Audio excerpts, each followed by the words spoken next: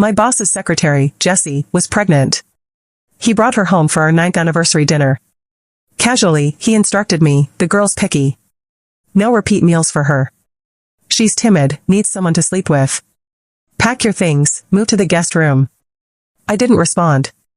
I grabbed my pre-packed suitcase and calmly walked toward the door.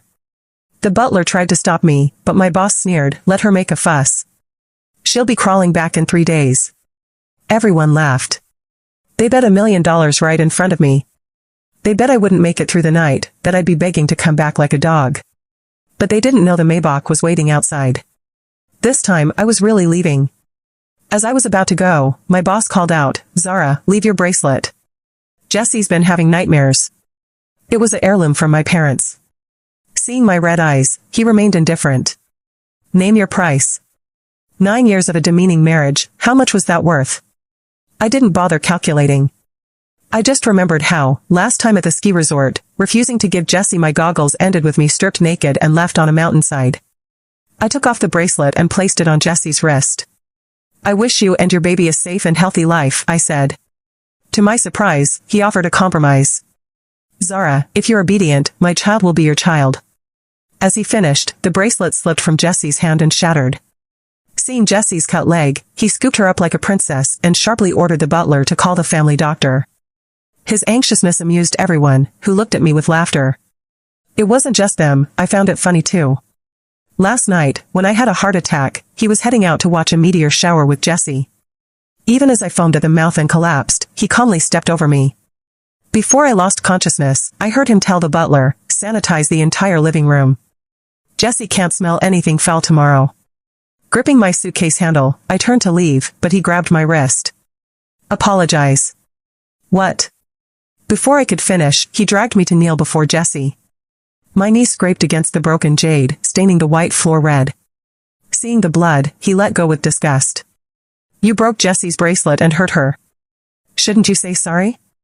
After marrying him, sorry became my catchphrase. The soup was too bland, sorry. Messaging him while he was hungover, sorry.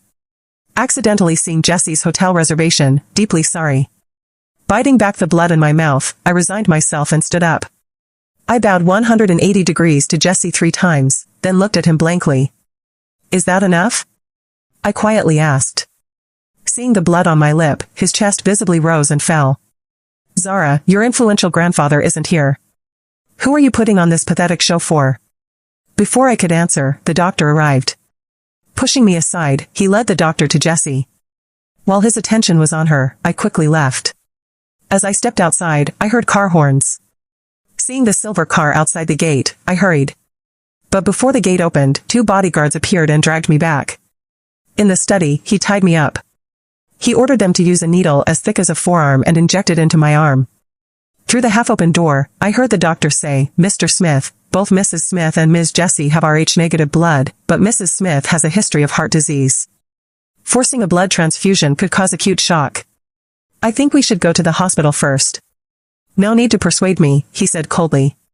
Your only task is to get Jessy healthy. I'll handle the rest. Hearing his approaching footsteps, I closed my eyes. Does it hurt? He asked, unusually gentle. Bear with it. It'll be over soon. I turned my head, too tired to respond. After 800 milliliters of blood were drawn, my lips turned purple. Jessy coughed. He immediately stopped the doctor, demanding double the amount. The doctor, sweating profusely, warned that I could die. After a brief hesitation, he said, Jessy is pregnant. The pregnant woman comes first. But... I interrupted the doctor. Draw it. Let me leave after. Looking at my pale face, he glared, his mouth agape.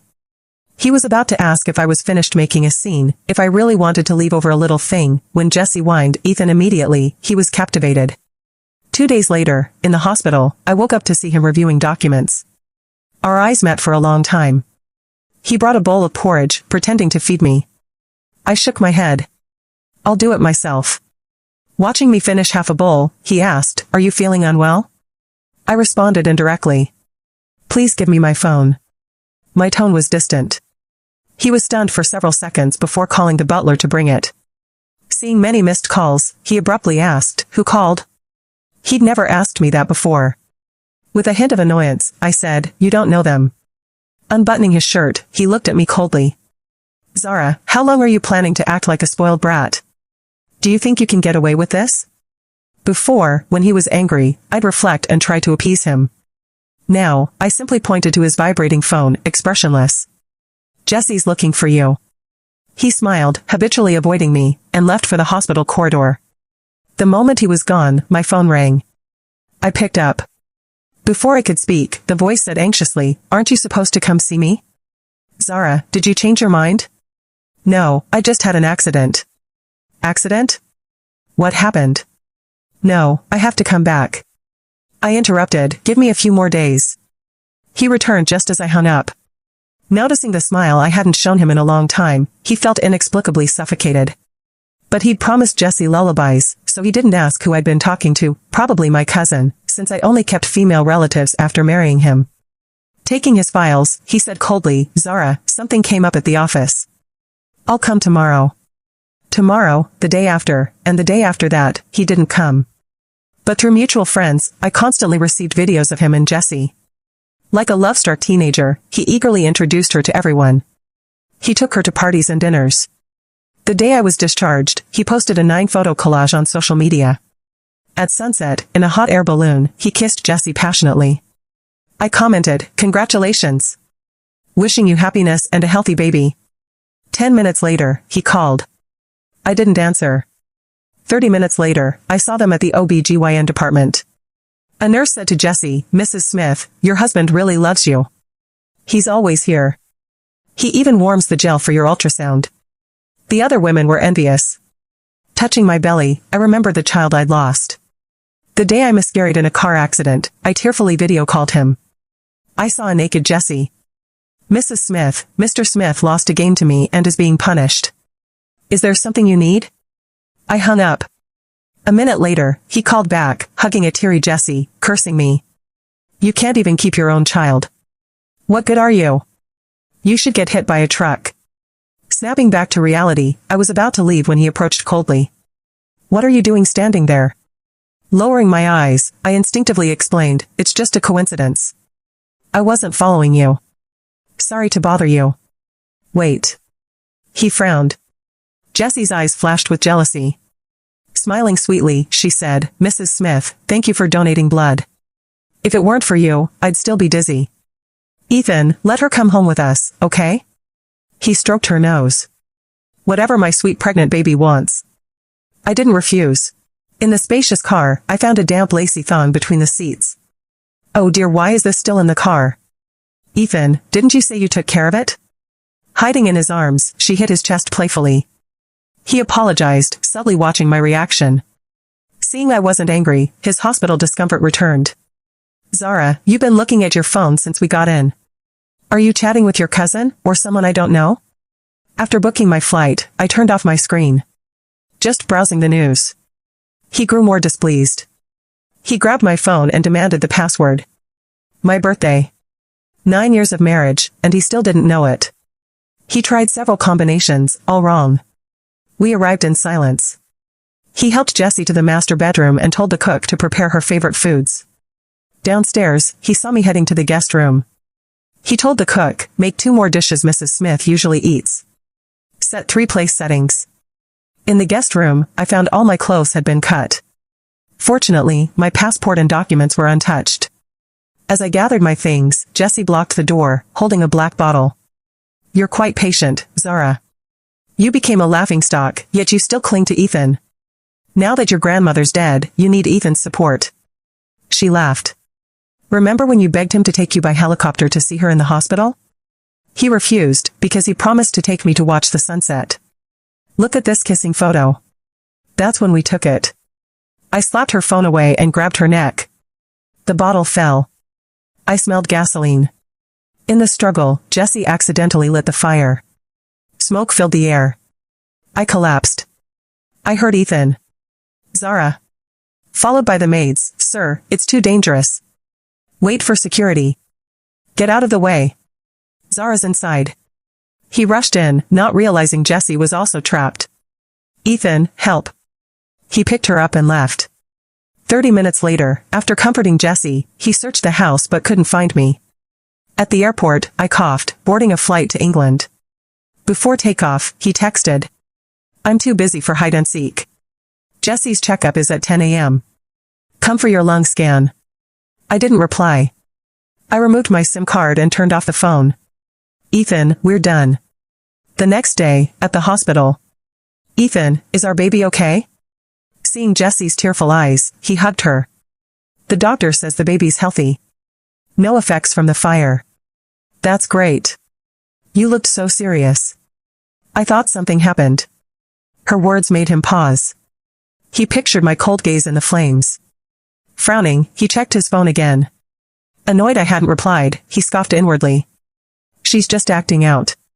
He escorted Jessy out, had lunch with her, then went to work. His subordinate reported, your grandfather's back. He summoned all management. He walked toward the meeting room. Buy some new bags and jewelry. Yes, sir. Send them to Ms. Jessy? He stopped. Send them to the old Smith house. He assumed I was there. One night, a week later. He came home to see a woman in a silk nightgown on the sofa. Zara, I've told you, I'll come home when I'm done. You don't have to. He stopped. It was Jessy. Shivering, she said, Ethan, Mrs. Smith hasn't returned. I sent her many apologies. Should I move out? Seeing her about to cry, he hugged her. He kissed her forehead. Regardless of Zara's acceptance, this will be your home now. Later, on the balcony, he smoked, something he hadn't done in a long time. He accidentally saw my number in his contacts. His thumb hovered over the call button. After 2 cigarettes, he sent a message. Zara, it's grandfather's 80th birthday tomorrow. Don't cause trouble for Jessy and the baby. On the big day, he and Jessy made a grand appearance. Only when his grandfather arrived did he let go of Jessy's hand to greet guests. Why isn't Zara here? He rarely defended me. Sorry, Grandpa. She's preparing a gift. I let her rest. She'll be here later.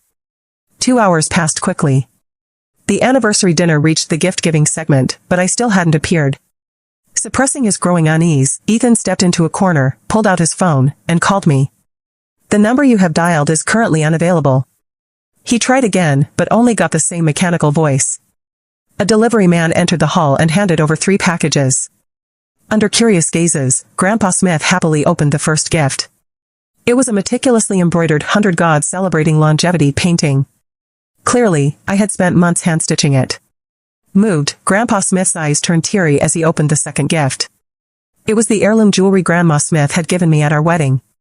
The room fell silent. In high society, returning ancestral jewelry meant something. Everyone understood. Before Grandpa Smith could react, Ethan, his face ashen, walked over to the third gift. As I had planned, he opened it. The box was large, but the contents were simple. A divorce agreement and a medical report. Ethan froze. Divorce? She wanted a divorce? Impossible. After reading the report, Grandpa Smith slapped Ethan in front of everyone. You monster. Look what you've done. I should never have let you marry Zara. You ruined her life. Seeing Grandpa Smith nearly faint, the family rushed to support him. Everyone else discreetly left, but Ethan remained, staring at the divorce papers. After a long time, he silently tore them into pieces. Ignoring Jessy's cries, he grabbed the car keys and drove to the old Smith house. It was dark. He rolled down the window and sat in the driveway, smoking all night until his throat was sore and his voice hoarse, but no lights turned on. 5 days later, he discovered I had left the country. Why leave? Did I not want to see him? He had made the mistake so many men make. Why could I just leave and file for divorce? He wouldn't allow it. After finding my location, he booked the fastest flight, leaving straight from the office. At the airport, Jessy found him, tearful. Ethan, are you leaving me and the baby? Glancing at her growing belly, he gently patted her head. I've arranged a new place for you. Move there today. Her tears streamed. As long as I'm with you, I'll live anywhere. But our baby is innocent. If Zara truly loved you, she'd accept our child instead of embarrassing the family on Grandpa's birthday. He coldly interrupted, what right do you have to judge my wife? Jessy, I thought you were sensible. You still don't know your place. Taking his boarding pass, he looked down at her. No matter how many children I have outside, Zara will always be my only wife. And when you leave the villa, take everything. I don't want Zara to see anything that reminds her of you and get upset again. Jessy stared at his back in disbelief, crying and laughing. Huh. Ethan, you're more naive than I thought. You hurt Zara deeply. She'll never come back. Women know women best, but Ethan didn't listen. He thought he knew his wife. No matter how angry Zara got, a sincere apology and gifts always worked. But this time, she'd sent a divorce agreement. Regular gifts wouldn't be enough. After much thought, he went to a tattoo parlor. He showed the artist a design I'd sent him 5 years ago. I'm in a hurry. No anesthetic. 7 hours later, Ethan, in a bloodstained shirt, left the shop. He bought a $10 million gift and 999 white roses. Nearly 48 hours awake, he drove to a vineyard on the outskirts of London. On the highway, he nervously rehearsed his apology. No matter how he started, the first words were always, Zara, I miss you. Finally, he found me. But the flowers fell from his hands. I was in the arms of a tall, handsome man. With a smile Ethan had never seen, I was playfully feeding him grapes. He didn't say, I miss you. He simply asked, who is he? Sensing my hesitation, Liam tightened his embrace. You're Ethan, right? I've seen your wedding photo with Zara. You're even uglier in person. Seeing me relax and giggle, Ethan felt a punch to the chest, his fists clenched until his nails drew blood. Since you traveled so far, let me introduce myself. I'm Liam, Zara's. Liam? I know. You're the adopted son of the Smith family driver. The ungrateful wretch Grandma Smith kicked out. Liam wasn't fazed. I frowned. Ethan, Liam isn't like that. Why are you here? Trespassing is illegal. Hearing I wanted him gone, he looked terrible. He had forgotten he came to apologize, not argue. Zara, I'm here. Please stop acting like a child and come home. Home? I looked at him like he was insane. Did you hit your head? We're divorced. Didn't you see the signed agreement? Packages could get lost. As I thought about printing another copy, he said confidently, I tore that agreement to shreds. Zara, I know you're angry about Jessy. I've dealt with her. She won't bother you again. He rushed forward, trying to touch my face. I pushed him away. My voice was calm. Mr. Smith, when the Smith family was in trouble, only the Smiths helped. For 9 years, I repaid that debt. Now Jessy's pregnant. The Smiths have their heir. I sincerely wish your family happiness. Ethan finally understood, I was leaving. He panicked. Wife, why are you saying this? Was it all just debt repayment? You think I'll believe that? No, he wouldn't. If I hadn't loved him, why ask for a kiss every morning? Why cry and wait outside his operating room when he had surgery? I loved him deeply. Everyone knew. But what did he do? The more obedient I was, the more he humiliated me. He forgot hearts are fragile. Too much pain turns numbness into survival. With red eyes and a broken voice, he looked at me. Zara, I didn't know Jessy upset you so much. She was a one-night stand. I brought her home out of responsibility. After she gives birth, she'll emigrate. Okay? I shook my head. Ethan, I don't care about you and Jessy. I have a new life now. I won't go back. Please leave. What new life? You. He collapsed from exhaustion and blood loss from the tattoo. He woke up at 11 p.m. Seeing a glass of water nearby, he rushed out to find me. On the rooftop, he saw me kissing Liam. His heart shattered. He charged forward and grabbed Liam's collar. What are you doing to Zara? He couldn't pretend Liam was just a friend. Who gave you permission to touch my wife? Liam laughed. Your wife. Ethan, did you ever really cherish Zara? You. Before Ethan could respond, Liam punched him. If Zara wasn't so kind, I'd have thrown you to the wolves. She's my fiancée. Even if you bother her, she won't look at you. Ethan froze and turned to me in disbelief. Is that true? Zara, we've only been apart for a month, and you're engaged? I hadn't told him. I had accepted Liam's proposal after learning about Jessy's pregnancy. I leaned on Liam's shoulder, smiled, and nodded. Ethan trembled. Zara, are you crazy? You're my wife. I didn't agree to the divorce, and now you're with another man? How dare you? Why not dare? I tilted my head and blinked. Does your agreement matter? Ethan, you think too highly of yourself. I'm telling you for the last time, you mean nothing to me. We're done. Ignoring the devastated Ethan, I held Liam's hand and continued to enjoy the moonlight. No one knew when Ethan left. But he didn't return home. He bought an apartment overlooking the vineyard. Every day, besides work meetings, he drove to the vineyard gate, always bringing flowers or gifts I'd once mentioned liking, watching me. I never acknowledged him. 9 years of a miserable marriage taught me, never change your life for a man. I focused on work and happiness. Ethan probably stayed because Grandpa Smith wanted me back. So I called Grandpa and told him I had a fiancé and a new life. I asked him not to make Ethan stay in England. But even after that call, Ethan still came to the vineyard every day. Liam's patience eventually wore thin. One night, after a party, we saw Ethan again, this time with white roses. As I got out of the car, fireworks erupted. Liam had seen Ethan's proposal video. He knew I loved fireworks. That night, I had smiled and accepted Liam's proposal. Seeing me distracted, Liam ran toward Ethan and punched him. Ethan!